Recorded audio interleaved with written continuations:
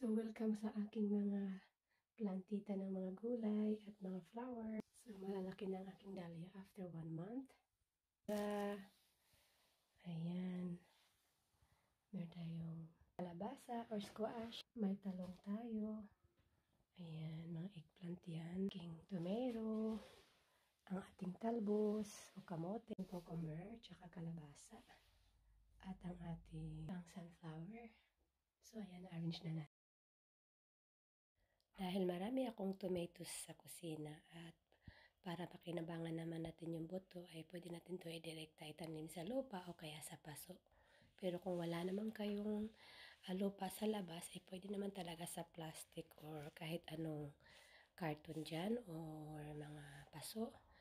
So magkakaroon na tayo ng tomato at kahit sa gilid lang ng bahay ay pwede talaga. So para-paraan lang yan para makakatipid tayo at siyempre sa hirap ng buhay ngayon makakatipid tayo kapag practical. After 1 week ganito na siya.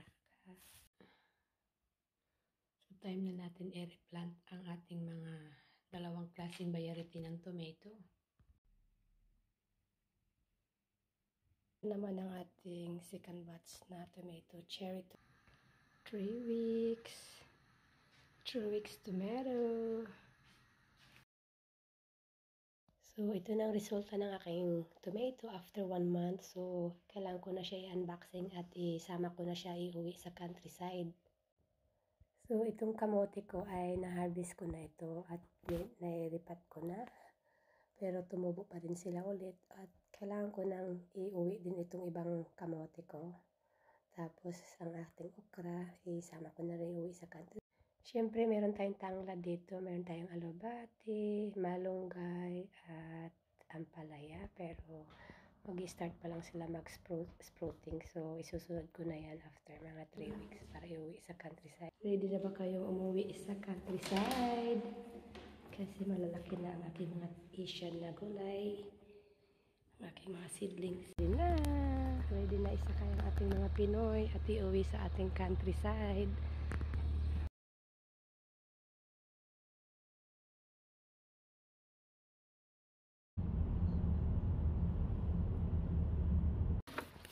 Now it's back to our countryside after work.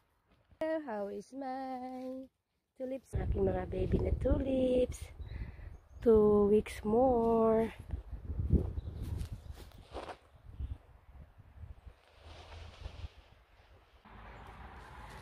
Lapit na kayo mag-sprout ng tulips. Ayan, nag-start na itong isa. Oh. So, mga nature flower ito. Dito sa paligid ng aming bahay. Ang ganda naman itong nature flower na ito. Start na mag-spring ganito, maglalagasan na yung nature flower. Nakalimutan ko ang pangalan na ito. So, in few weeks, madaming lalabas dito sa paligid ng aming sa aming yard. Ito din sa lalim ng puno. So, madami ding nature flower dito. Rin nag-flower ang aming mga plumon dito na tree or mga puno. So, mga 2 weeks pa siguro before mag-bloom ng flowers before dahon. Thank God, umaraw ngayon. So, makapag-work si mami ng garden. Gaganda naman itong nature na ito. So, yan ang result after nawala ang snow. So, welcome ulit sa aking mini garden dito sa loob ng bahay. Dahil weekend andito si mami. Kumusta ang aking mga dahlia? Siyempre ang aking mga talong, zinnias, at ibang gulay. Cauliflower, broccoli, mga flower, cabbage. Kumusta naman?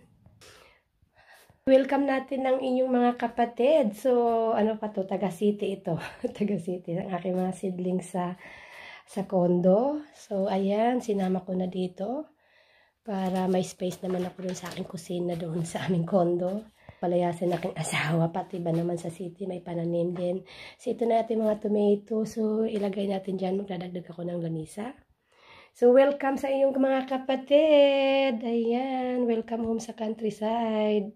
Talagang nagbiyahe pa kayo ng 1 oras para lang maging kapamilya na itong aking mga plantita. Ang ating kamatis na hindi nasira. Kasi talagang inangatan ko talaga kayo.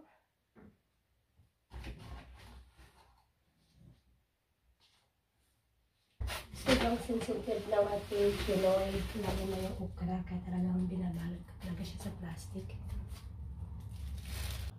So ito na yung mga tomato natin na sinidlings natin sa town, sa city. Tapos ang aking mga talbos. Marami pa tayong talbos sa kondo, pero magta-transplant tayo.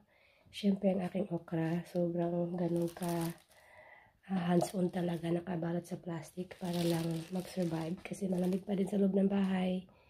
14 to 16 degrees.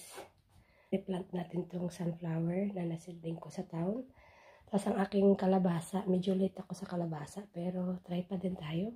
Yes, yung mga Asian ko, dahil maliliit pa yung iba, o kakasprout pa lang, like yung ampalaya, malunggay, at alubati, nasa kondo pa, so baka 2 weeks ko pa silang isasama dito. So madami pa tayo mga seedlings, siyempre hindi lang naman mga gulay, mga flowers. So, nailipat na natin yung cucumber, tsaka kalabasa, at ang ating sunflower. So, ayan, na-arrange na natin. Nasa araw talaga ang aking okra. Ayan ang ating talbos, kalabasa. Ayan ang ating replant natin kapag lumaki yung ibang flower dyan. Siyempre, ito pa, mag-ano ako, may pahabol akong dahlia.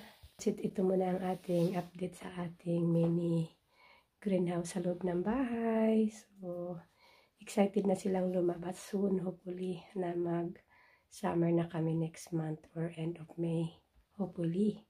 So, till next sa ating update sa ating plantita.